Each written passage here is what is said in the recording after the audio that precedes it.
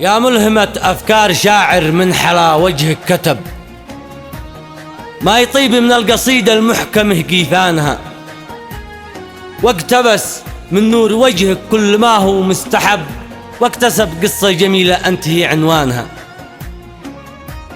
يا قمر نور القمر من ضيائك مكتسب، والقمر لا قد حضرت عظم ضياها خانها، والنجوم اللي حوالك ما ضياها لا لهب ما تشعل إذا زادت وقد نيرانها.